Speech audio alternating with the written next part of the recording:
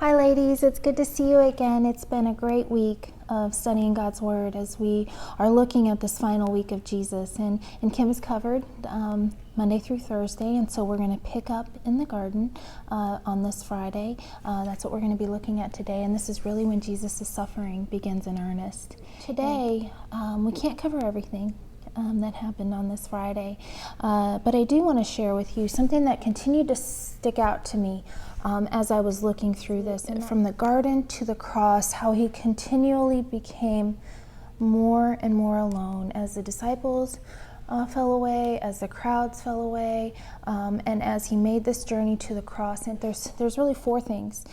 How was he alone in the garden? But how was he alone when he was on trial? How was he alone before Pilate? And then last, how is he alone on the cross? And so let's dive right in. And Jesus had just finished his prayer, his prayer when he was asking the Father to take this cup, but not my will, but your will. And then Judas arrived in the garden with the soldiers and the temple officials, and in just ultimate irony, Judas betrays Jesus with a kiss. You see, Judas was the first disciple to turn away, and he ultimately and finally turned away, because we never see Judas repent. The other disciples, they fall away too, and they pull back from Jesus, but not to the degree that Judas did. And even to the end, he acted like he was his friend. I mean, walking up to Jesus and giving him a kiss.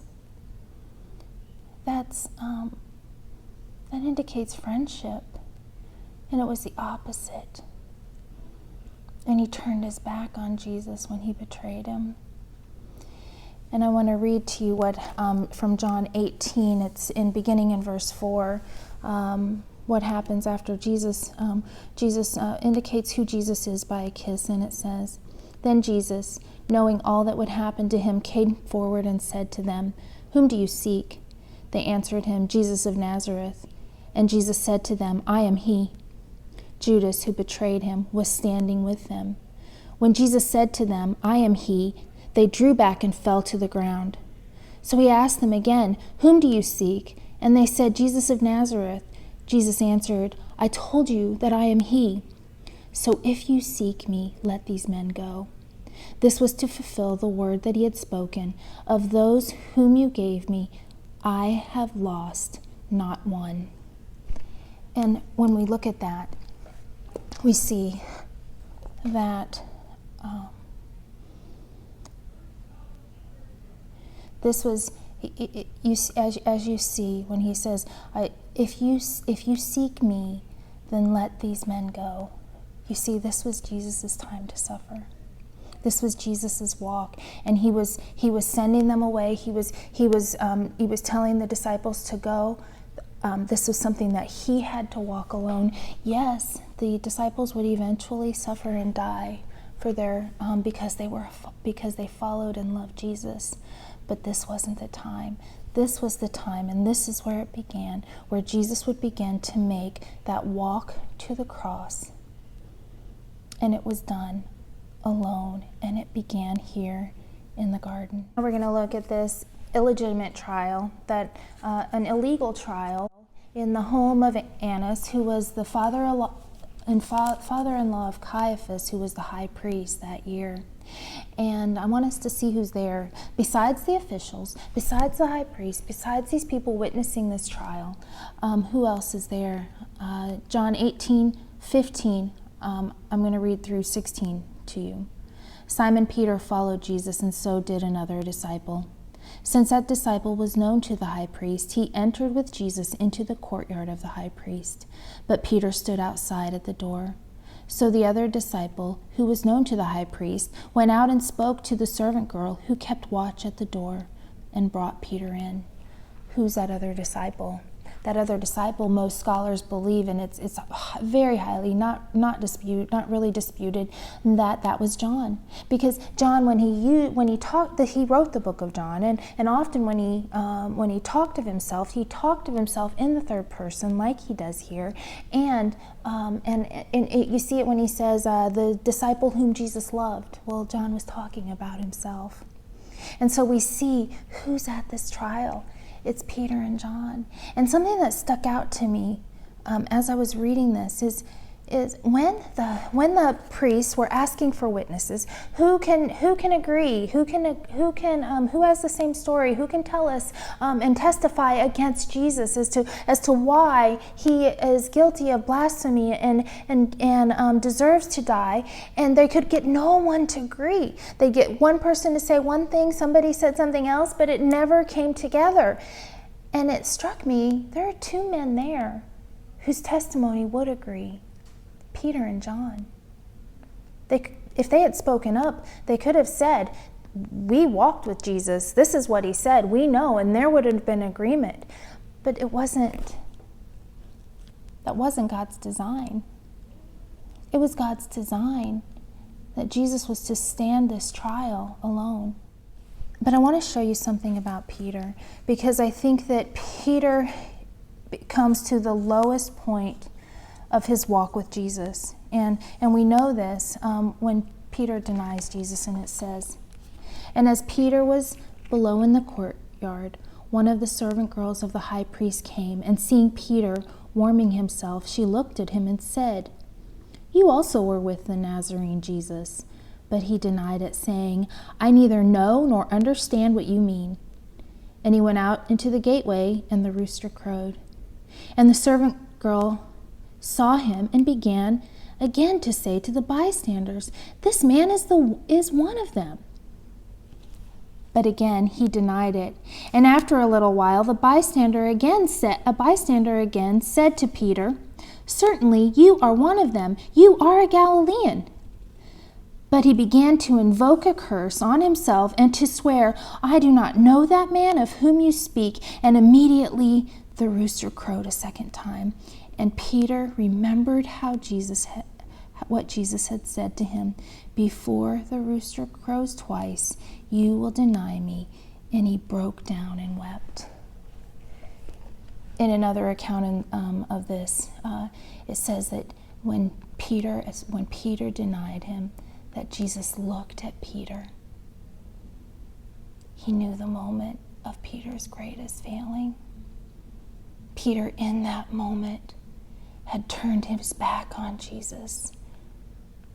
One of his closest friends, Peter, James, and John, they were in that inner circle of Jesus' friends. And Peter turns his back. Not only does he say, "I don't know him," but he curses. And he says, "I don't even know what you're talking about." Jesus said this would happen. Jesus knew this would happen. This didn't surprise him. Jesus knew that his closest friend would deny him, turn his back.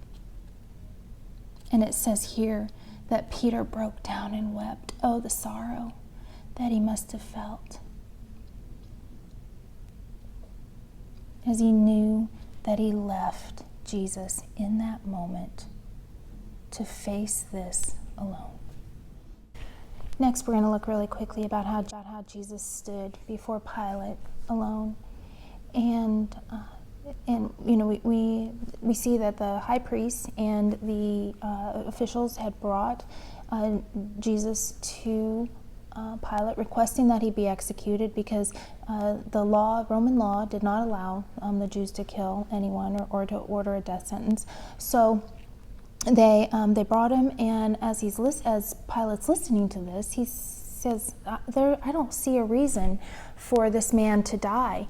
And they're very insistent, and the mob is getting frenzied up, and so Pilate finds out that he's a Galilean. He's like, oh, that's Herod's jurisdiction. So he sends him over to Herod, and Herod then proceeds to mock and jeer, dresses him in purple robes, and then kneels down to him and just is just mocking him, and then he sends him back to Pilate. And so Pilate now has to make a decision. What am I going to do with Jesus? And he brings him out and decides to have him flogged and to appease them. And so Jesus is flogged, and then he's brought back, and he's wearing a crown of thorns and this purple robe. And Pilate says, I find no fault in him. And they start to cry, crucify, crucify, crucify. And I began to think about that as there was no one there. The Bible doesn't tell us. It's silent on this. Where were all those people that Jesus had healed? He spent 3 years of ministry. There had to have been people there in Jerusalem who Jesus had touched, who they'd heard his teaching. They knew who he was. They knew what he had done. They may have even been fed by Jesus, or when he fed the 5,000 and then the 4,000. Maybe they knew of someone who had been healed, or where were these people? They're nowhere. The Bible's silent. It doesn't tell us where they are. But could they have been there to at least pose an opposition? But no, they weren't.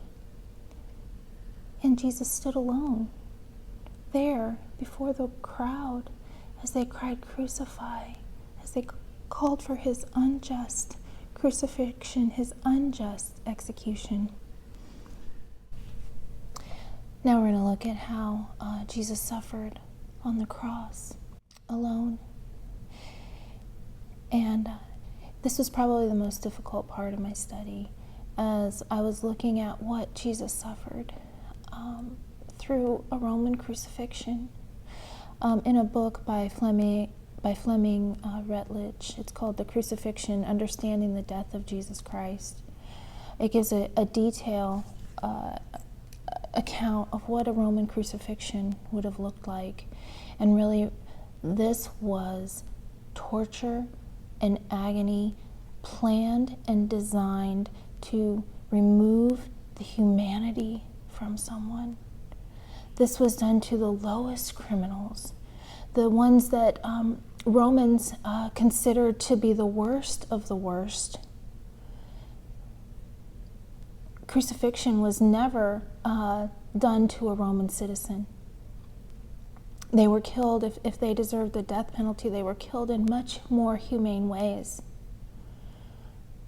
Isaiah tells us, gives us an account of some of the things that Jesus suffered even before Roman crucifixion ever existed. It says in Isaiah 52:14, it says, "As many were astonished at you, his appearance was so marred beyond human semblance, and his form beyond that of the children of mankind."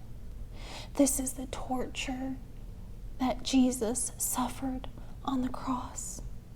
He was beaten and flogged and crucified beyond recognition, because that's what that's what crucifixion was designed by the Romans to do, to take away any semblance of humanity. And this is what Jesus suffered. He was so weak after he was flogged by a whip that had bone and metal sewn to the ends to inflict the maximum amount of damage, so that as someone was whipped, there would be flesh and muscle and bone be exposed. And Jesus endured that. Isaiah says that it is by his stripes that we are healed. As we ponder that, as we think about what Jesus suffered on the cross, he did that for us. Because of my sin, because of your sin, he endured the cross. Someone who was crucified would have suffocated a slow death, and every breath was agony as they had to pull their weight of their body up through the weight of their wrists as they were nailed, causing excruciating pain. People didn't die from being nailed to a cross, they died from suffocation.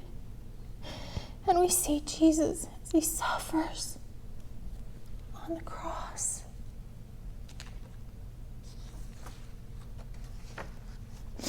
He suffered alone.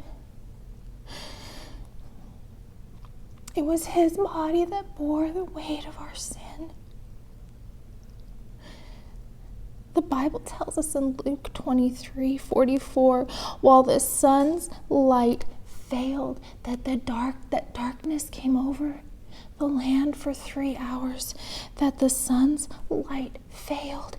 And even as I thought of that, the sun's light left its creator. Oh, the utter aloneness of Jesus as he bore our sin. And the ultimate example is as Jesus cries out, my God, why have you forsaken me?" As he bears the wrath of God for our sin. And then he alone gives up his spirit. He says, "Into your hands I commit my spirit." By his power alone did he give up his life. It was not taken by the Romans. It was not taken by the Jewish leadership. It was given freely by Jesus. At the moment of Jesus' death, this is amazing. The curtain in the temple, that which separated the holiness of God from people, was rent in two, indicating that by Jesus alone, our relationship with God is made right.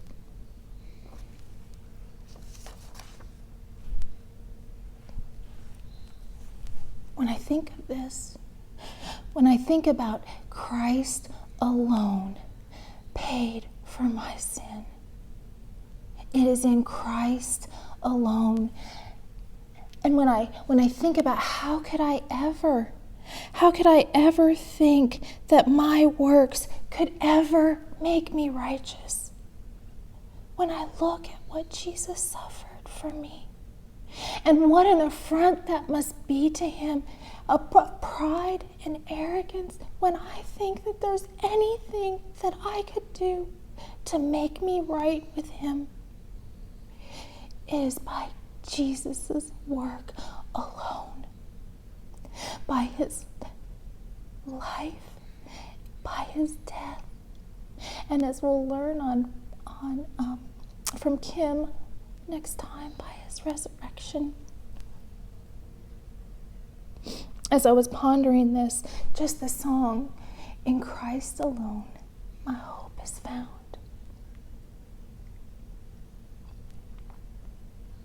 And I have it attached here to this video so that you can listen to it if you'd like to listen to that after here. Just spend a little bit of time just worshiping him, thinking about the words of this song.